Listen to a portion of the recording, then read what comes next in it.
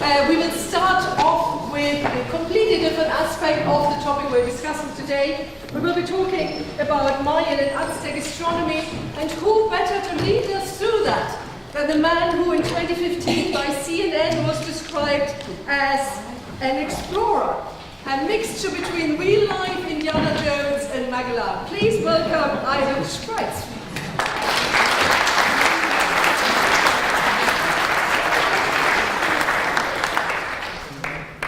Well, thank you very much, and good afternoon.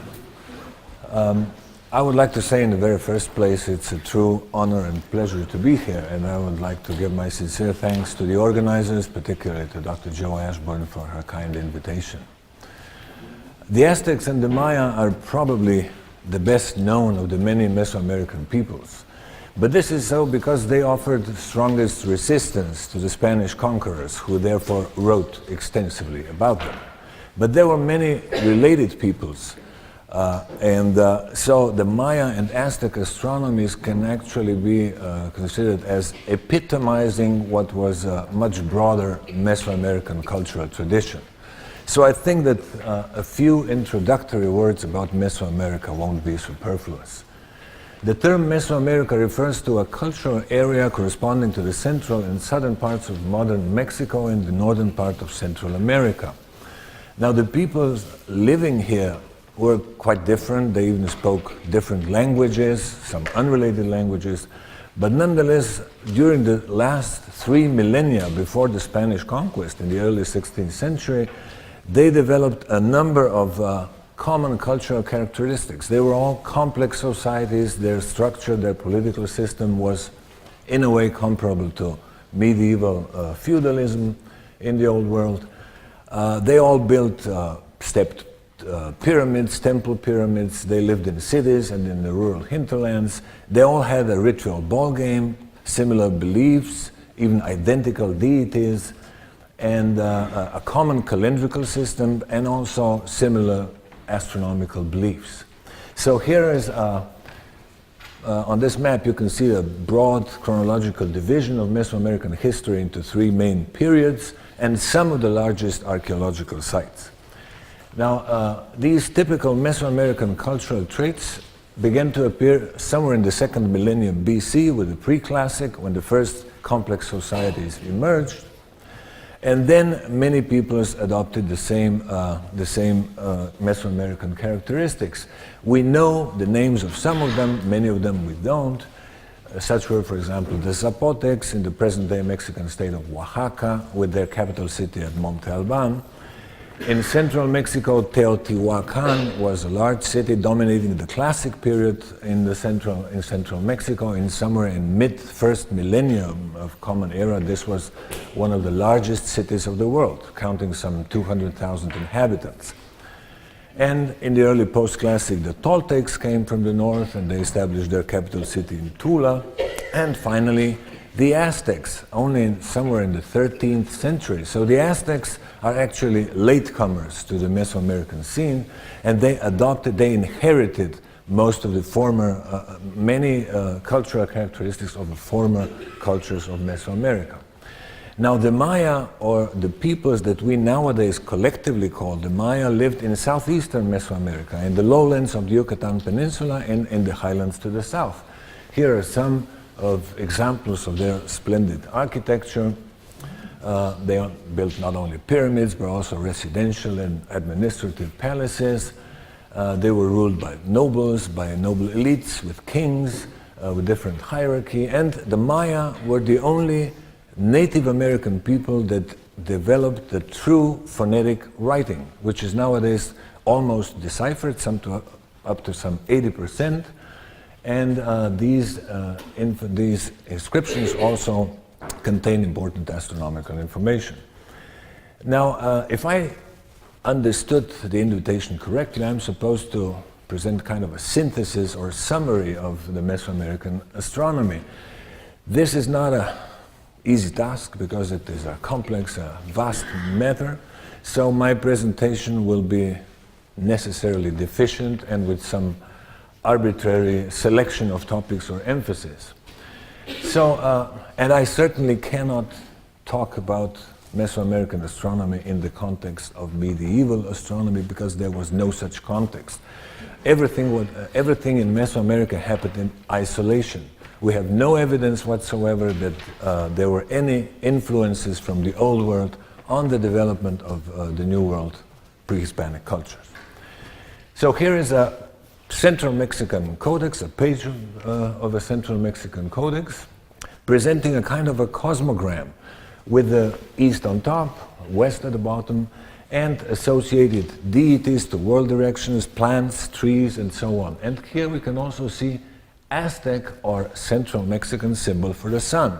The sun was associated with the east, whereas on the western side we can see the symbol for the moon. The moon was conceptually presiding the west, obviously because it is there where the moon after conjunction first appears. This is another Central Mexican Codex with the supreme deity Quetzalcoatl supporting the sky vault with several star symbols studied on it. These are Central Mexican star symbols, but the context in which they appear often suggests that this symbol was used explicitly to denote Venus. And here are some Maya glyphs for the main astronomical bodies, obviously the sun, moon, and Venus. Now this glyph here is read Chak Ek, which means big star, and the same name was used for Venus in many Mesoamerican languages. These other two glyphs, are read simply as Ek, but again, this glyph was also very often used specifically to refer to Venus as the star par excellence. Now this is one of the 4 preserved Maya codices. Only 4 such manuscripts have survived, and it presents kind of a Maya zodiac. Here you can see celestial belts with several animals hanging from it, and these animals present apparently Maya constellations or asterisms along the zodiacal belt. But only a few of these asterisms and the constellations have been securely identified. And of course the Aztecs and many other Mesoamerican peoples also had names and images in the sky. Now, these dots and numbers that you can see here are dots and bars are actually numbers. The most common way to present numbers in Mesoamerica was with this dot and bar system. Every dot standing for 1 and every bar for 5. And the numbering system in Mesoamerica was vigesimal. This is attested linguistically in many Mesoamerican languages and also in writing in southeastern Mesoamerica, where the Olmecs and later the Maya, the pre-classic Olmecs with those giant basaltic heads, invented a true place value notation for numbers. Now this is of course interesting because the earliest records of this system date to the 1st century BC. So several centuries before, the same notation or positional notation was invented in India, and which we, through the Arab migrations, received in Europe. But this was, of course, an isolated development which had no influence whatsoever on the course of world history.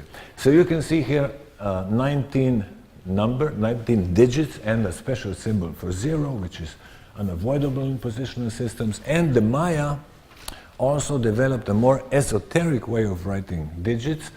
These are so-called head variants.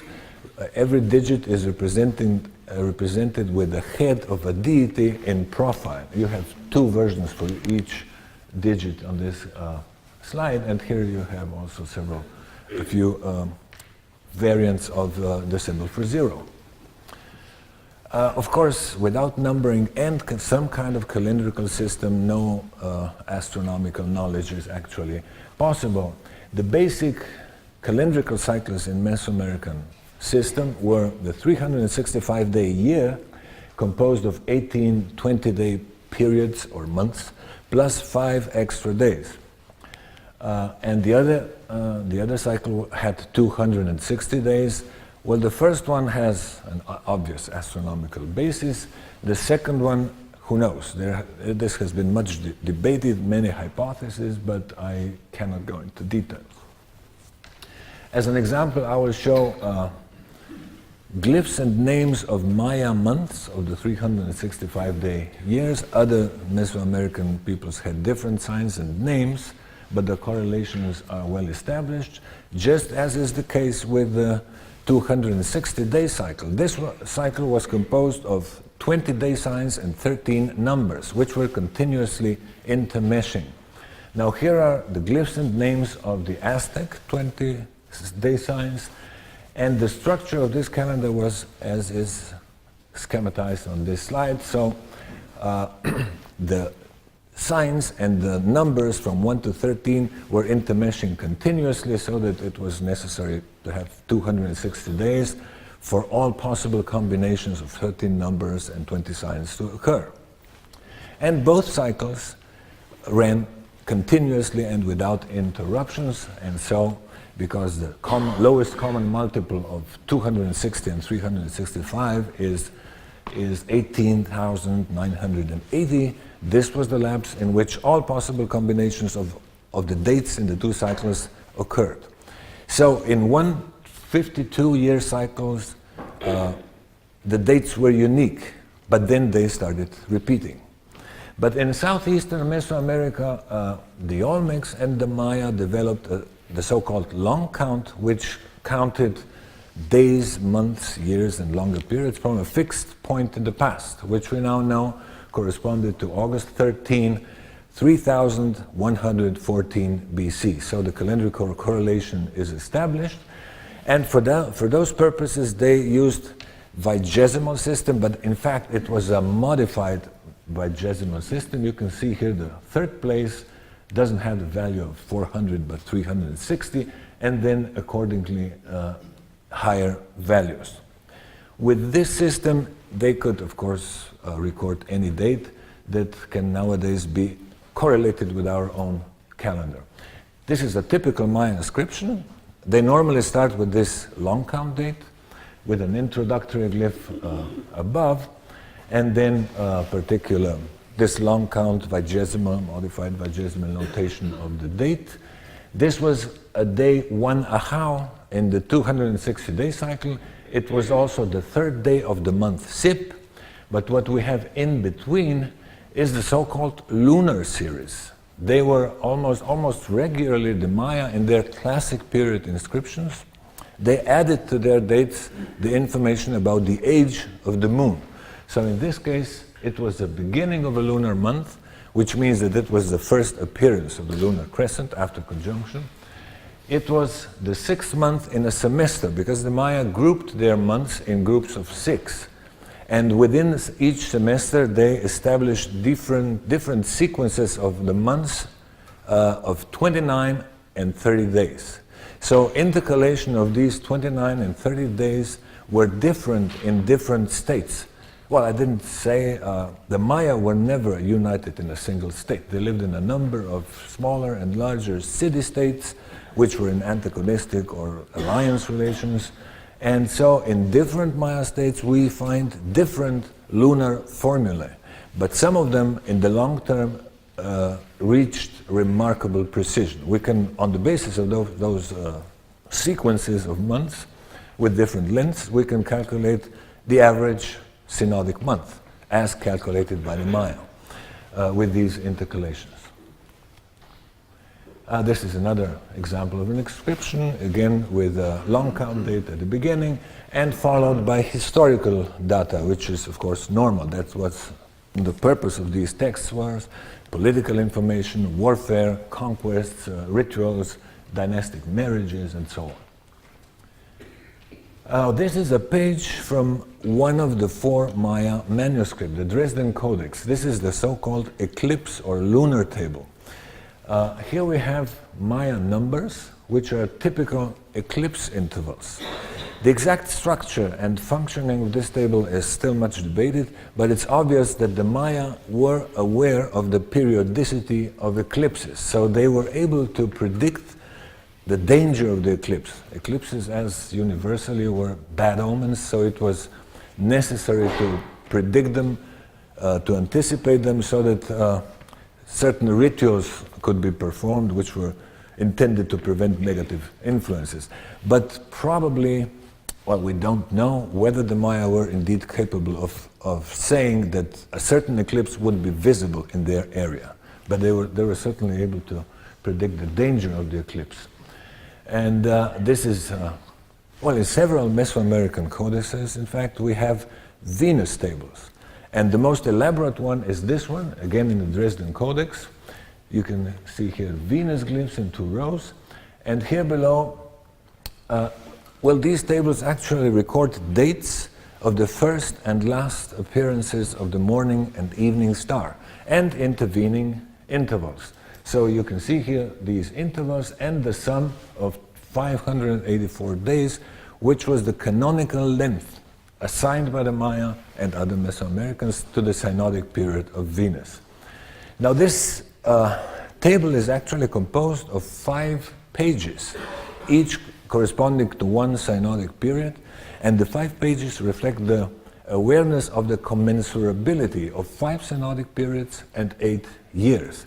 And since this is the last page, you can see here cumulative intervals. The last one is 820 in Maya notation, which corresponds to 2,920, which is 8 calendrical years. So after the whole run of the table, it could be recycled. It could be started again.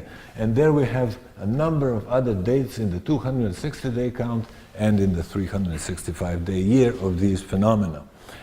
But even additionally, there is an introductory page to this table with correction mechanisms, because the Maya were aware that the true synodic length of Venus is actually slightly shorter, 583.92 days. So after several complete runs of the table, an error accumulated between their table and the observational reality. So they occasionally applied corrections. They selected a new base to adjust again the table to the observational reality. Again, this is a very complicated table. The structure and functioning of this table is complex and subject to many religious and calendrical considerations, which I obviously cannot explain. Now, very important and interesting information about Mesoamerican astronomy is embedded in architectural orientations. Now, we can represent an orientation of a building with the axis of symmetry of the building, like this. Now, if we plotted all the east-west axes of all the buildings that have been measured in Mesoamerica, we would obtain something like this. You can see immediately that the distribution is not random, is not uniform. There are certain groups of alignments which indicate that they refer to certain astronomical phenomena on the horizon. Another thing that you can see is that most of these orientations, east-west axis, fall within the angle of annual movement of the sun along the horizon, suggesting that they indeed refer to sunrises and sunsets on certain dates. And what you can also see is this predominant clockwise skew from cardinal direction, or south of east or north of west. I would say immediately what's all about.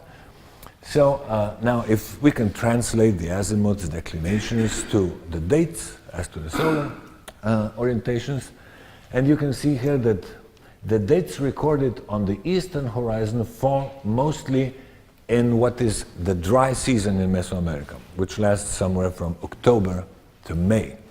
And those on the western horizon fall in the rainy season, mostly from May to October. And this is, of course, a consequence of this clockwise skew of orientations. And why?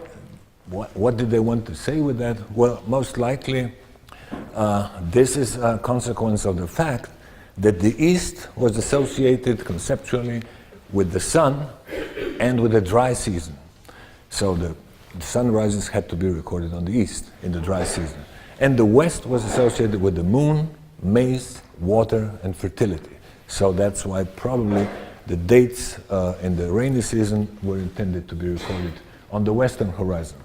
So you can see there are several orientation groups which furthermore coincide with 4 agriculturally significant periods of the year. So this distribution and many independent data, like ethnographic information, indicate that the orientations allowed the use of observational calendars, which were intended to facilitate the scheduling of agricultural activities. But it was not only approximately seasons, there was something else with the selection of those dates. You can see here the distribution of intervals separating the dates recorded by all the Maya, all the orientations in Mesoamerica on the eastern and western horizon. Again, the distribution is not random. You can see that the orientation cluster, the dates, the intervals cluster around multiples of 20 and 13 days. Now, these are basic periods of the Mesoamerican calendrical system. Let us recall the functioning of the 260-day cycle. The periods of 20 days and multiples thereof connect the dates with the same sign, whereas the sequence of numbers is regular. And the multiples of 13 days connect the dates with the same numeral. So someone, like astronomers, priests, who were in charge of these observational calendars, if they had different orientations, alignments at a single site, as it normally occurs, they were able to easily predict certain dates, even if direct observations were impeded by clouds. And this anticipatory aspect of observational calendars must have been extremely important, because certain ceremonies had to be prepared in advance and so on. So that was this was probably the rationale of these intervals, which are multiples of 20 and 13 days. Now, certain spread is, of course, the consequence of the fact that many buildings cannot be nowadays accurately measured because of their present state of conservation. But some of them are very well preserved. I will show a few examples so that alignments can be measured with precision, and you will always find these significant intervals. This is Castillo Chichen Itza, northern Yucatan. The northern facade is oriented exactly to the sun, to sunsets on this pair of dates. Well, you can also see that here the sun is slightly to the right of this alignment, but that is because this photograph was not taken on May 20th, but rather on May 21st. Why? Because on May 21st, we were at this site on the Caribbean coast in the same year, which has exactly the same orientation. Here even both intervals are significant. And well, another structure at Chichen Itza, the Temple of the Warriors. Here you can see the alignment again to the sunset on significant dates, but also an intended spatial relationship. Another building was placed in the appropriate direction so that the sun actually sets on those dates behind the southern edge of that other building. And such spatial relationships we can find in other cases too. Now, the most prominent orientation group records sunrises on February 12th and sunrises on February, this is one and the same orientation, February 12th and October 30.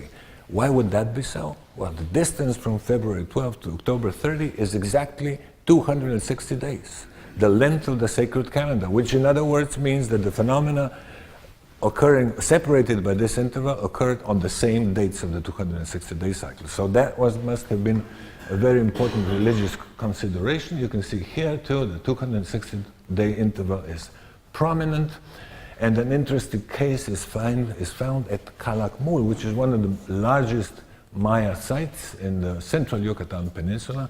This huge pyramid structure, one, is oriented to sunrises on exactly this pair of dates, but there is something else. To the south, it is oriented to a huge Danta pyramid at another site, El Mirador in Guatemala. And this can be even visually verified. This is the view southward along the western facade of the upper building of structure one, and in clear days you can see there on the horizon the contours of this Danta pyramid at El Mirador, which is some 40 kilometers away. And on the other hand, what is also usual is that the buildings, many buildings, astronomically oriented, were also aligned to prominent mountaintops on the horizon. Here are some examples. Tonena, a Maya site, and this is particularly common in central Mexico. There are so many cases that it obviously cannot be fortuitous, which of course means that the place, not only the orientation was astronomically determined, but also the location of the buildings must have been selected with the purpose of having horizon markers of horizon calendars. And one remarkable example is at Teotihuacan, this large central Mexican classic period city, some 20 square kilometers. You can see the pyramid of the sun is oriented to this prominent mountaintop on the northern horizon. To the east, it records the same pair of dates that I mentioned, and to the west, another pair of dates, which is also separated by an interval of 260 days. There is much more of astronomy in the urban plan of Teotihuacan, but I just don't have time to go into that. And finally, not everything is the sun in Mesoamerica. Just recently, we found out that some orientations refer to lunar standstills or extremes. Now, we should recall that the moon runs very swiftly, very rapidly along the horizon and reaches its extremes on the horizon, which are not always the same. Every 18.6 years, it reaches major standstills, and again after 2.3 years, the minor stands, and so on. This is the nodal cycle of the moon, and it is also visible on this distribution of declinations corresponding to all Mesoamerican orientations that we have measured so far. This is the peak with on approximately 28.5, minus 28.5, corresponding to major lunar extremes or standstills. These peaks look quite small because most orientations refer to the sun, but they are statistically significant. We have proven that. And one significant thing is that most of these lunar orientations are concentrated along the northeastern coast of the Yucatan Peninsula. Why is this significant? Because we know from historical sources that in this area, the worship of the goddess Ixchel was very important. And Ixchel was a goddess associated with the moon, fertility, and earth. So it's probably not a coincidence that we find so many lunar orientations in this part. And now, why the moon? Well, the moon, almost universally, is associated with woman, water, fertility. There are many possible observational bases of this relationship, the tides and so on. But some relatively recent studies have shown that there is even a correlation between lunar phases and the trends in rainfall. So rainfall tends to be heavier in the first and in the third quarters of the Synodic month. So this might be another observational basis of this lunar fertility association. And apparently it was even observed in Mesoamerica, because we have this report from the 16th century. Bishop Diego de Landa, who wrote a very important work, Relación de las Cosas de Yucatán, in the late 16th century, wrote that in January and February, which is the dry season, it normally doesn't rain except at the entrances of the moon, which is obviously after the conjunction, the first quarter of the Synodic month, as it is shown below. And we have ethnographic information collected by Judith Remington in Guatemala Highlands among the heirs of the Maya tradition, who told her that it rains more when the moon is tender than when the moon is mature. Tender is, of course, the moon in the first quarter of Synodic month. So apparently this was observed in Mesoamerica. And some recent studies have even shown that there is a correlation between rainfall, temperatures, hurricanes, and lunar nodal cycle. Since the extremes are, of course, depend on the nodal cycles, lunar extremes, lunar standstills, it's tempting to suggest that this was also the basis for the importance of the moon and of its relationship with fertility and rain. But we have, so far, no independent evidence that this was indeed observed. Now, to end with, there are also some Venus orientations in Mesoamerica. Now Venus, this is actually almost, I think, unknown in modern astronomy, that visible Venus extremes on the eastern and western horizon are asymmetric. The morning star, when Venus is visible as morning star, it almost doesn't go beyond the solstitial points of the sun. Whereas when it is visible as evening star, it can go up to 3 degrees beyond the extremes of the morning star or the solstitial extremes. So they are greater on the western horizon. And the other, even more significant things is that Venus extremes are seasonal phenomena. Especially interesting are the evening star extremes, because these are the periods they occur, northerly extremes and southerly extremes. So they approximately delimit the rainy season in Mesoamerica. And this was apparently observed and must have been the observational basis for the well-documented conceptual relationship between Venus, rain, maize, and fertility in Mesoamerica. Here we can see this peak here that corresponds to Venus extremes on the west and northerly Venus extremes. And one of the orientations, particularly significant one, is this one.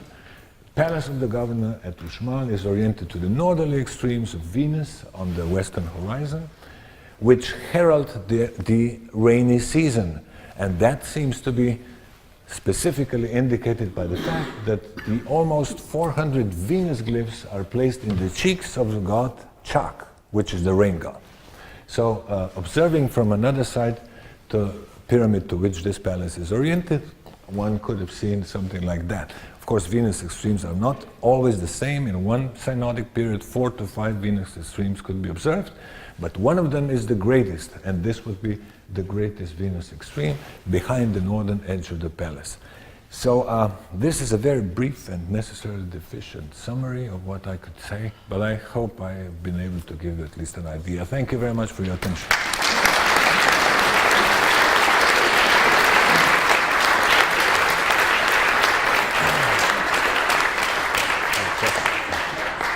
Well, thank you so much, Eamon, for a fantastic overview of a whole world which I think to most of us is not as present as other aspects of what we discussed today. We have time for some questions. We've got roaming mics. I see one hand there. Thank you very much for your fascinating talk about a part of the world, about a faraway place of which I know little, to quote a famous British Prime Minister of the past. This question is put on epistemological grounds, really, and it's not intended to be in any way hostile or critical. It really is an honest question of how I ask it.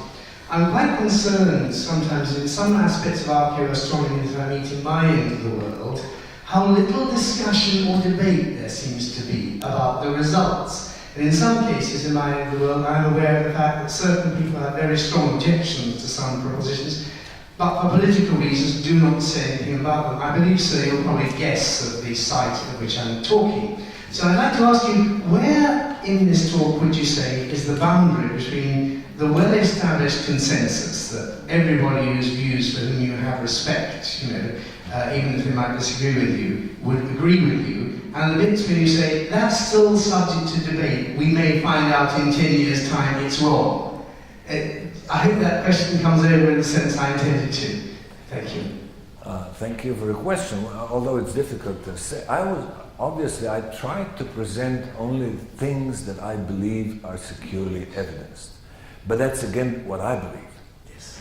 I don't think that everybody would agree with every single point. But of course, the tables, the astronomical tables and the codices are beyond question.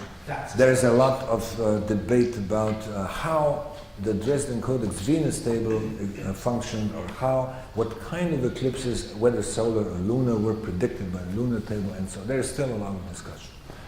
About the alignments, nobody doubts that they are solar alignments. There they are.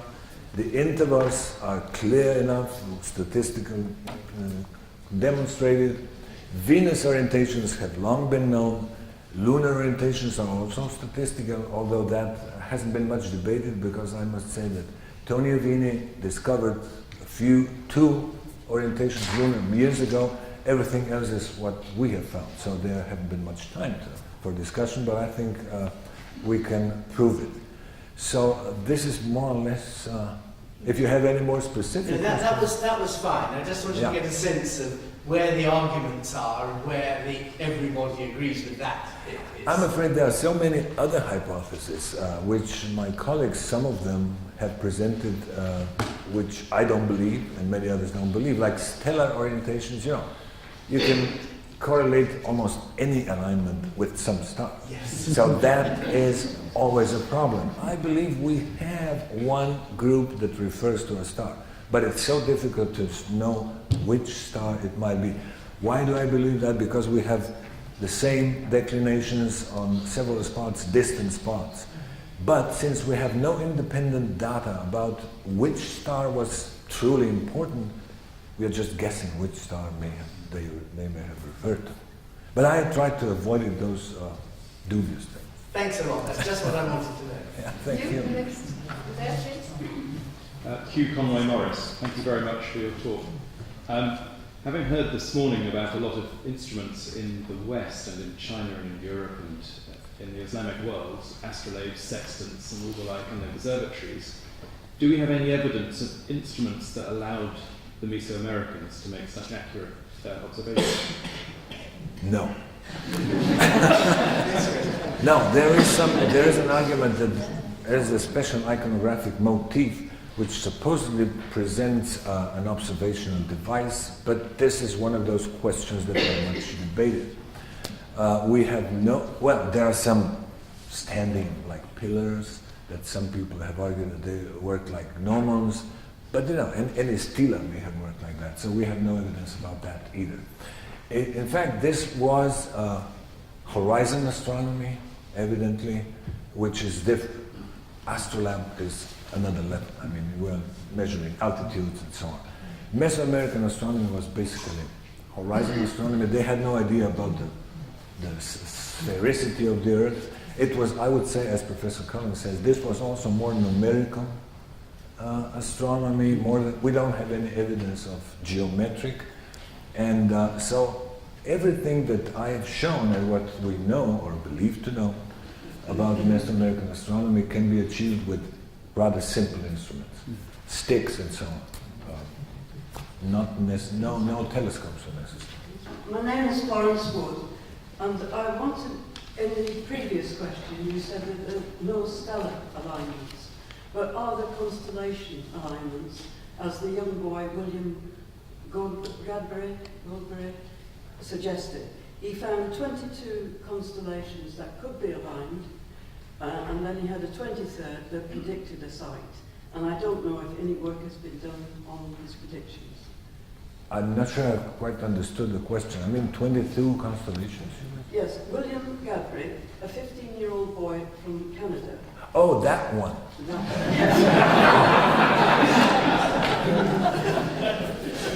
I'm sorry, yeah. Oh, I was asked, and I had to answer many times the same thing. He said that the Maya cities were placed according to some constellations, just as a star. I mean, from the very beginning, how can we say that if we don't know which the Maya constellations were? We know probably Scorpion, identical more or less to the European, or to the Old World Scorpion. The Turtle, probably Orion, and perhaps 2 or 3 more. But even in these cases, we don't know which stars actually were incorporated in those constellations. So how can we? No.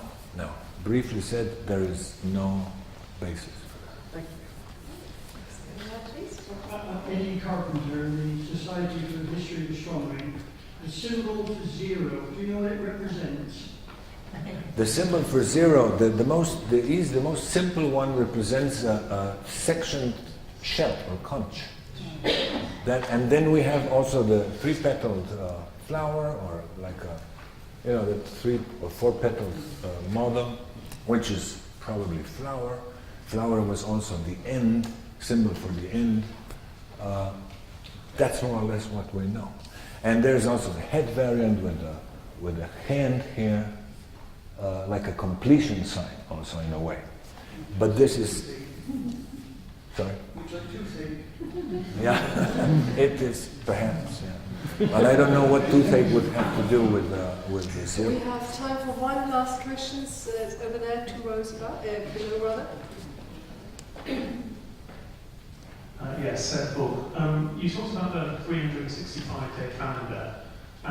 If I understood you correctly, I wonder if you could say more about that and whether there were corrections to that, because obviously over a century you get almost a month out of sync. And since the Venus tables you mentioned had quite precise corrections, I wonder whether there were corrections also to the 365-day. To what? You said If there were corrections to you said that there were 2 calendars, the 365-day year and the 260-day year. Yes. And I wondered, if I understood you correctly, the Venus tables were written in terms of the 365-day year. Is that right? No. What I wanted to say is that the Venus Synodic period is 583.29, the mean, and they had 584 because they didn't use any fractional numbers.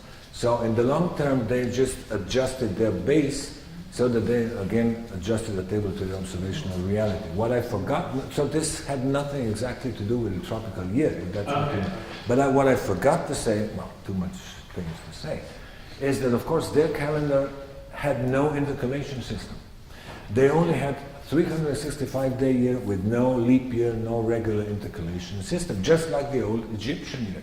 So that's actually why it was important to have orientations, because that calendar wasn't a sufficient tool for scheduling activities which by necessity depended on the seasons. Is that? Well, thank you very much. Unfortunately, this is all we have time for. If there are other questions, maybe they can be asked on the coffee break. Let's take this opportunity again to have an excellent talk.